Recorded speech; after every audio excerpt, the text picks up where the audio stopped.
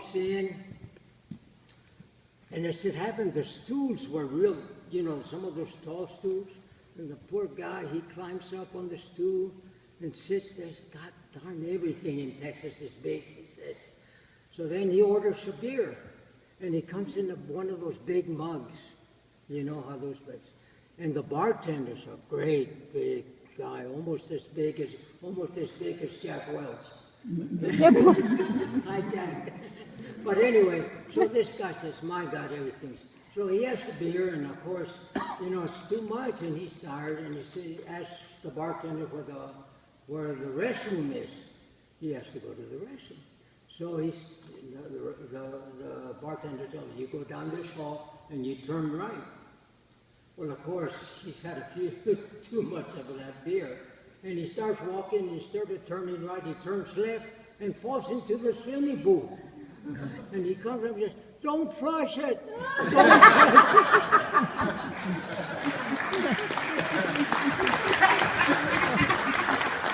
Let me tell you one more. And by the way, that wasn't quite a true story. It was close. He really did pull in the swimming pool. But anyway, there was this other incident. We had a fellow. Remember when the Pope came in this area? The previous Pope, he was in this area, and the Herald Post, he wasn't a sports writer, but they sent him to cover the Pope. So the Pope that night, he tells, you know, he's tired. He wants to drive. He's always driven by a chauffeur in a big limousine.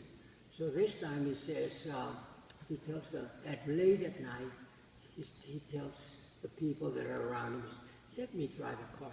Let me drive the car just for once.